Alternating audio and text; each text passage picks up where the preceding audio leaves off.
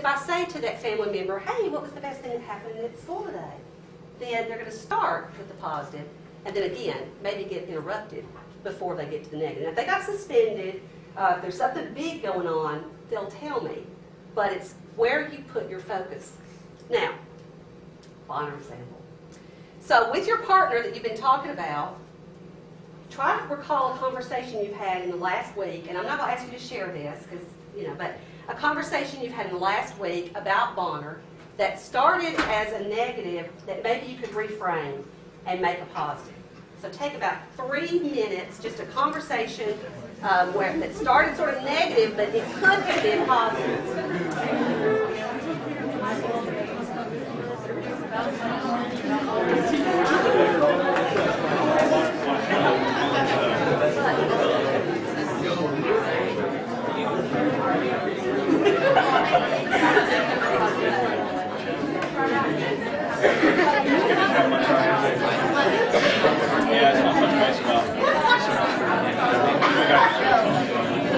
Oh, I wasn't together. Yeah, Craftsman didn't, but the crazy one is. That's a good time for me to say.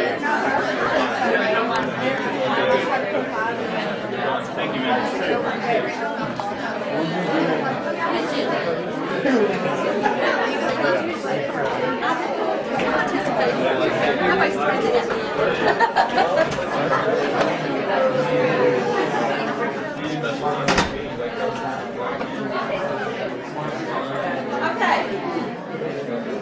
I know sometimes it's hard to think of an example when you're put on the spot, but you've got that little exercise.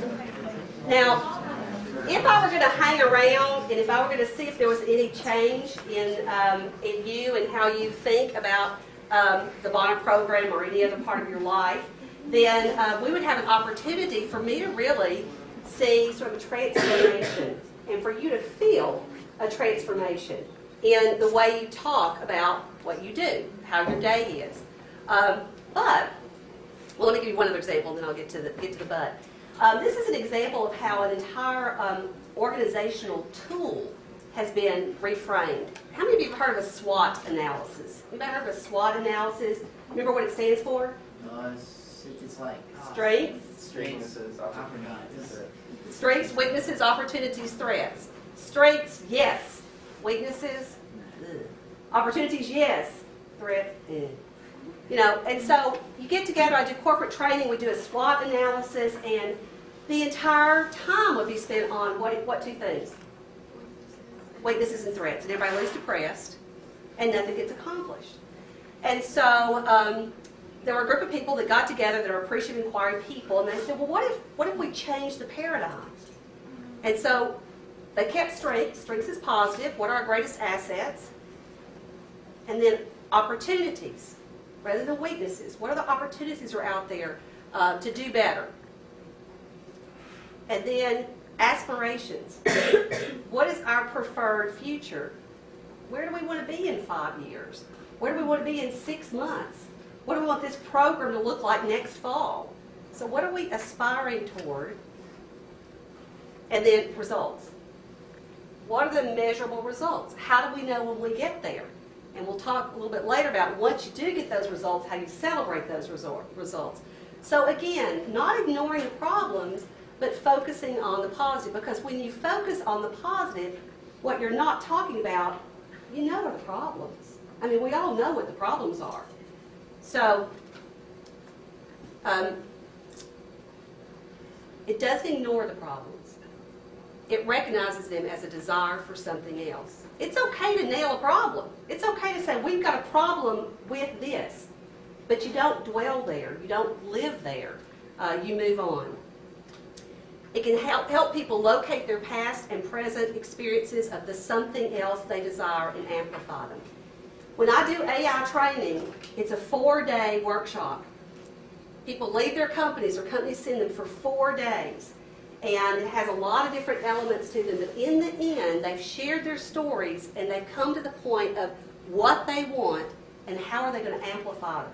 So it's kind of hard to put it into 30 minutes, but it gives you an idea of some of the tools that it uses. Reframes problem statements, I've said that. People learn by inquiring into the underlying causes of their successes. so that they can create even more successes. What makes you successful? And if you keep repeating the same mistakes and focus on those mistakes, you're not going to be successful. But if you say, I did really well in this class because I did this, this, this, and this, then the logic would say, well, do this, this, this, and this in the next class. You'll be successful. The successes then crowd out the problems. So there's 5 core values. This is the lesson part.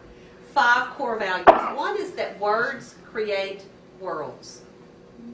Words have power. And your choice of words can have power. They hurt people. They tear apart relationships. They tear down institutions. They have a lot of power. And so the constructionist principle would say you choose words that create the world that you want. And world is pretty global. You can choose words to create the relationship you want, to create the work environment that you want. Inquiry creates change. Going back to a previous slide, organizations move in the direction of the questions they ask. So if you ask the questions, change already starts occurring because people start thinking, why did she ask that question? Why did he ask that question? And change begins. We can choose what we study. Image inspires action. And I don't have a lot of time to give you examples of this, but I think of advertising logos that are used primarily to get people to buy a product. And it's an image, and it's an image that's created to get people to do something. I don't know if you have a Bonner logo or not. But do you have one? It kind of, you know. Does it inspire action? So. Does it? I don't know. But in the 4-day workshop, if we had 4 days, we would do an exercise where you would create an image that describes the best of Bonner and sort of have that image. Positive questions lead to positive change. Now, how do you do it? Well, I mean, you know, I'm standing here, my daughter is here, and she could tell you that I'm not always in the appreciative mindset. But I think sort of trying to change my mindset has really helped me to help my perspective. Helped me to deal with faculty problems and put those in perspective. Helped me to deal with family problems and put those in perspective. Helped me deal with life problems and put those in perspective. So you develop an appreciative mindset, and it's like any habit.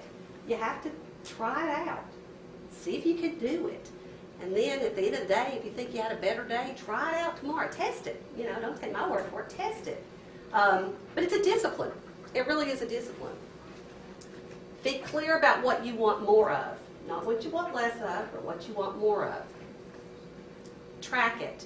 When you start getting more of it, keep a history. If it's something in your personal life, keep a journal. If it's something with the Bonner program, you know, keep a list of what you're doing right, how you get more of it, and track it. Because once you track it and you know what it is, you want to fan it. What does it mean to fan something? What happens when you fan a fire?